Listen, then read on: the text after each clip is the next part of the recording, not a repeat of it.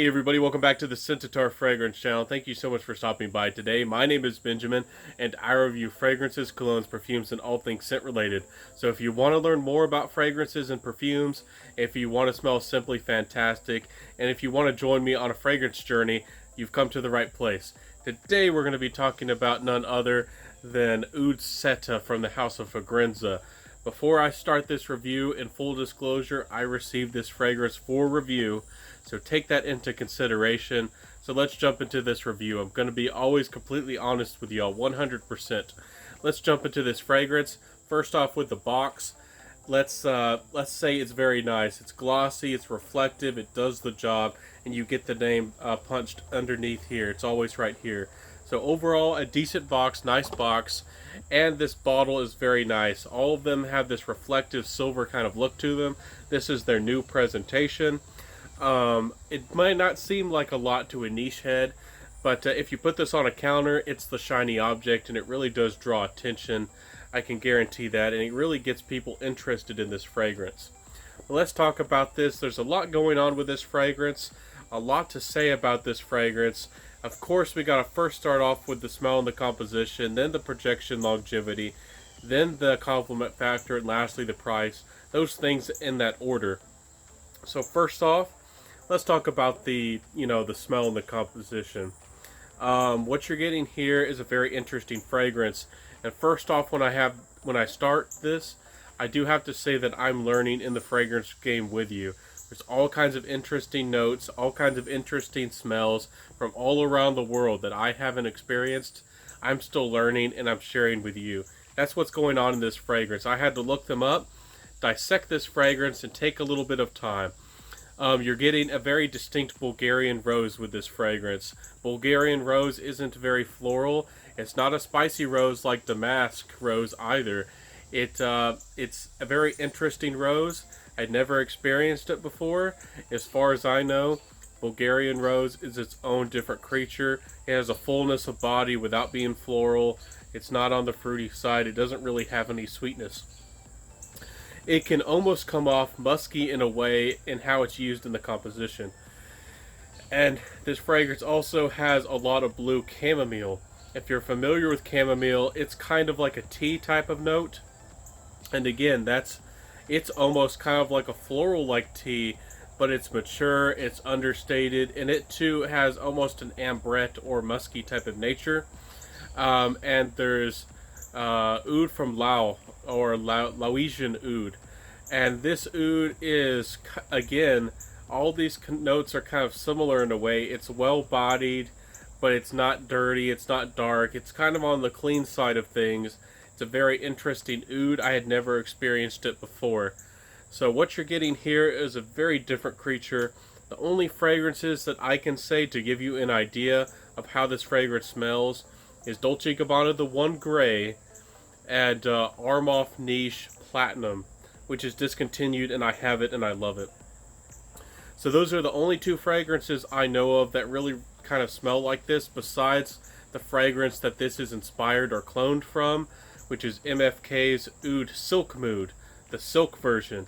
And this fragrance, I think, does a really good job. Of course, they have performance in mind, and I feel like some of their fragrances, especially this one, are kind of artistic in their own way. My personal thoughts on how the fragrance feels: it's a very mature fragrance, it's very sensual, it's very smooth, but it has this almost kind of floral musk vibe to it. I really do like tea, but the tea in this fragrance with that chamomile kind of vibe is very different from anything. It's kind of like a dry, flaked tea, like before it's brewed, like, whatever kind of powder you're using, or the contents of those little tea bags. So it almost has like a potpourri-ish kind of vibe to it.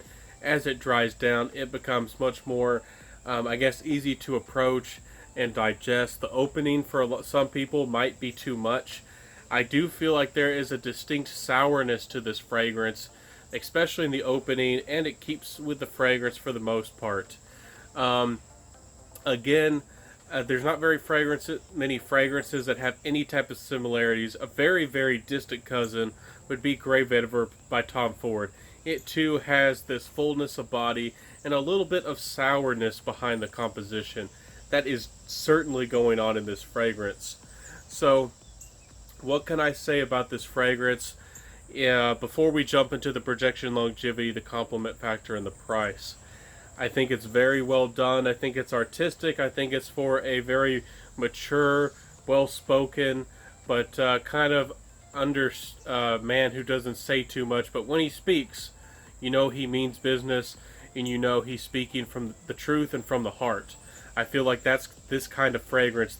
If you know Western movies, there's always the gray man, the man who's not on the bad side or the good side. He's kind of outside the two. He does his own thing, and he always has something witty or something that's very cuts to the core that really kind of speaks a truth, or the wise man kind of person. That's what I'm getting from this fragrance. It's very different, and there's a lot to say about this fragrance. Again, it's not going to be for everybody out there. I have to be completely honest with y'all. So with the projection longevity, this fragrance is an excellent performer, as you would expect from Fragrenza or a good niche house especially, or inspired house. The projection on this, even though it doesn't leap out and it doesn't jump for attention, I feel like it has the feeling of almost like smoke coming underneath a door. It really, it shows itself and it's present, but it doesn't shout for attention.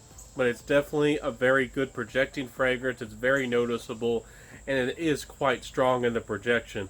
I don't know if I would say it's beast mode, but this fragrance definitely does project. It's another fragrance that if you're not careful and you over apply this, you can choke people out. So 3 sprays is recommended, maybe even 2 sprays indoors. If you're feeling bold in the fall or the winter, go for 4. But this is a very distinct fragrance, no doubt about that. So with the complement factor, I don't think the complement factor is here for the most part. It doesn't have this sensuality of sweetness. It's very nice. I do think that it can get compliments, and I do feel like it can boost somebody's image. But I do feel like because there's not a lot of sweetness, and there's the body of this fragrance is kind of airy and mature and almost on the musky side of things, that I do feel like, especially for the younger crowd and for the playful type of people, if you're the person who likes to wear really colorful colors or likes to see that on people, this is again not your kind of fragrance. It has a gray vetiver by Tom Ford kind of feel. Take that into consideration. But it is a good fragrance. It can garner respect on a businessman, on a man who knows who he is a very strong individual who has a very, adamant kind of character. This is a fragrance that is going to suit that person and is going to demand respect. And with the compliment factor, if you're able to pull it off, I think this can do a good job. But I don't think people are going to come out and approach you. They definitely didn't with me. They didn't just come out and approach me, but I could tell that people were, impressed or shocked sometimes because of this kind of vibe. It has a very dignified, strong character, even though it's, again, kind of understated or doesn't speak too loudly. So with the price, if you pay full retail, it'll cost you about $60, which for this kind of fragrance, this is 60 mils.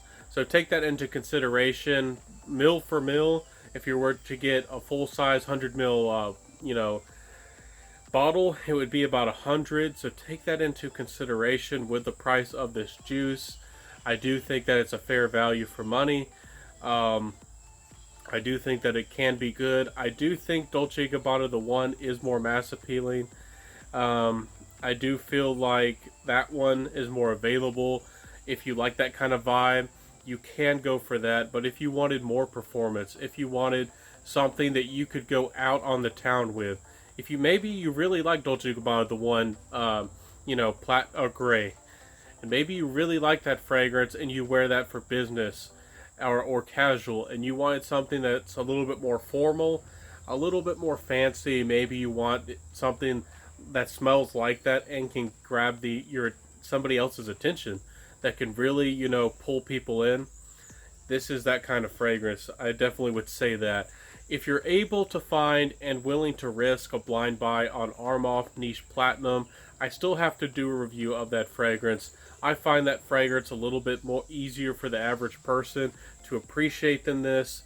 This is really niche territory, in my opinion. A niche type of fragrance that's not for everybody.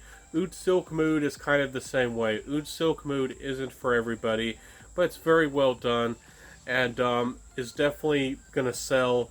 You know, there's people who buy it for a reason. It's going to sing to somebody's soul out there. If you're that type of person, please let me know in the description, below in the comment section. Let me know what you're thinking and what you feel about this fragrance and how it sounds. Of course, wear what you love, and this has been my honest, upfront review with this fragrance. I think it is well crafted. I think it's well done. I think that they have done a very good job with how this fragrance, the longevity and how it's crafted. But again, for the playful young people out there, you probably still want to stick to your Dior Sauvages, your Ultramals, your Invictus Aquas, and those kinds of things. But if you're a mature man, and if you're ready to have a very good office or a very serious type of fragrance, this might be the one you want to go for. So check this one out. Let me know your thoughts about this brand, what you think about them, if you want reviews of cologne houses at all. I definitely want to bring y'all the best of the best fragrances, and I chose this fragrance for review. So I was happy to bring it to you today. So if I was able to give a final score of this fragrance, I would again give it a 7.5 out of 10. The quality is here, the niche-like smell and the presence of this fragrance is not to be denied. It kind of, maybe I'll give it an 8.75, or I meant a 7.75, almost an 8. Because this fragrance for somebody out there is going to be magic. It's going to be what they want, and it's going to suit their personality very well. But as far as more on the mass appealing side of things, it's not going to be, for everybody. So thank y'all so much for being here. Thank y'all for supporting the Scentatar Fragrance channel, making this channel a success. You make this channel a success, and I really want to thank each and every one of y'all. Of course, if you've stuck around to the end of the video, please like, comment, subscribe, and help this channel to grow. And it means the world to me. I appreciate every single one of you. And of course, I'll see y'all next time. Wear what you love, and definitely be checking out this brand and this fragrance. I'll see y'all next time, and bye.